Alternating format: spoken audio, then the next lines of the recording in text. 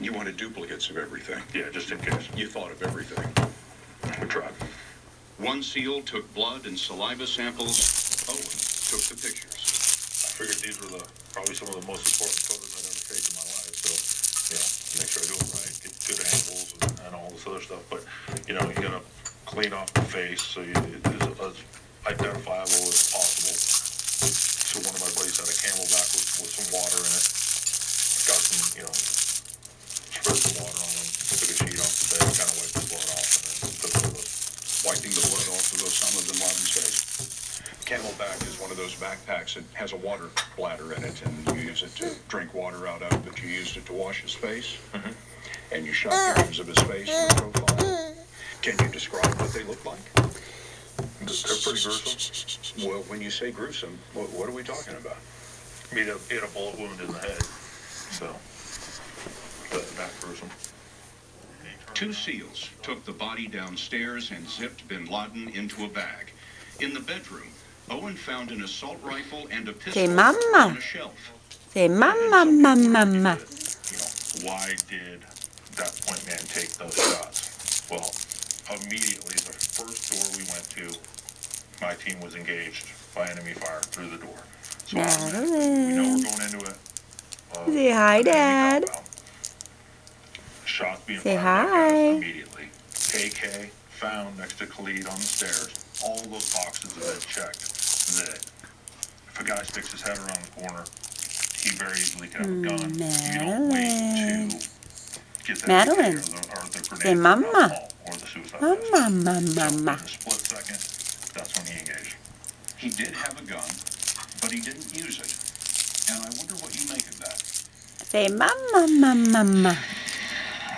I think in the end he taught a lot of people to do, martyr themselves, and he masterminded the 9/11 attacks. But in the end, he wasn't even willing to roger up himself with a gun and put up a fight. So I think that speaks for itself. Back on the second floor, the SEALs were grabbing computers, disks, flash drives, videotapes, more priceless intelligence than they could carry. There was so much stuff in this house. The guys are just stuffing this stuff in garbage bags. We had carried bags with us, but we filled all these bags up. So you just find some, an old gym bag on Target, dump out whatever's in it, and use that. As we were running out, I look over at my buddy. He's got a bag of stuff in one hand, like Santa Claus running out of there, but a bag full of goodies in one hand that he collected, and a computer terminal in the other. The plan had been to be on the ground for 30 Whoa. minutes, but now they were a few minutes late. It was after 1:30 Turkey a.m. bye Now bye. things are starting to pick up outside. Turkey People, bye bye. at this point, they're coming over to investigate what's going on. Say hi. They were the neighbors, Mama, mama, and they had a mama. lot of questions for the SEALs standing guard outside the wall. So that's where things can get real dynamic for that team outside. Everybody wants to know. Say what's mama, going on mama. inside. Madeline. The team had way more Say dada. responsibilities than just about anybody else because they were dealing with all the what ifs outside. What if the police showed up, or the military? We're running out of time. We got to get going. There's neighbors approaching. The interpreter that was out here said, "Hey, there's a police operation going on here. Go back to your homes." And they'd simply go back away. Among the unfinished business was the crashed helicopter. It was a secret design loaded with secret gear. They had to blow it up. A message was passed to their explosives expert called the EOD man. Prep it to blow, they said. But the "it" in the message was a little vague. The EOD guy thinks he means prep the house to blow. So there we are in the middle of this, and he's like, "Okay, roger that, prep to blow." So he's running around the first floor of the house, setting his charges, getting ready to blow up the house. And somebody looks over and is like, dude, what are you doing? He's like, "Oh, I'm prepping it to blow." He's like, not the house, the helicopter.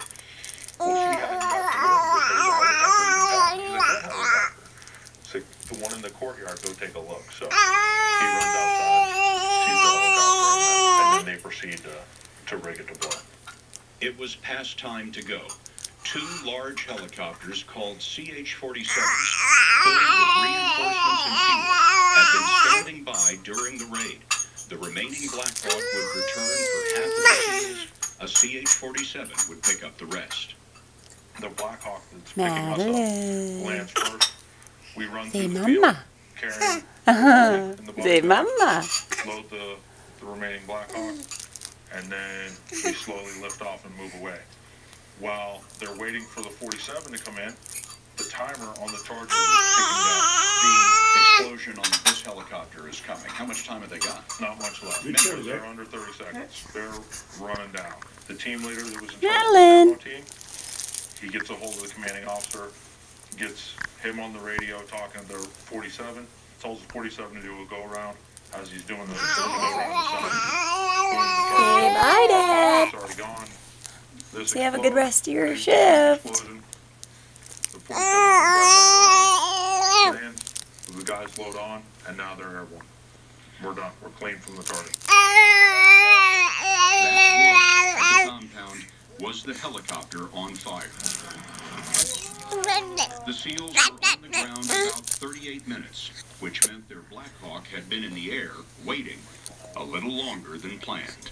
Sure enough, I'm sitting in the helicopter, and you turn around and look in the cockpit, and I see flashing red lights. Well, I'm not a pilot, but anything flashing red in a vehicle is typically not good. Because gas gauges were about to run out of fuel. During their escape, the SEALs were forced to land in Pakistan. What are you doing, One silly? of the CH-47s was waiting on the ground and refueled their Blackhawk. The Pakistanis didn't get you on the way in, but you're concerned they're going to get you on the way out. Sure, we got to get out of here. When did you know that you were out of Pakistan? They radioed over, came on over the radio, said, "Hey, we're back in Afghanistan." And you felt what?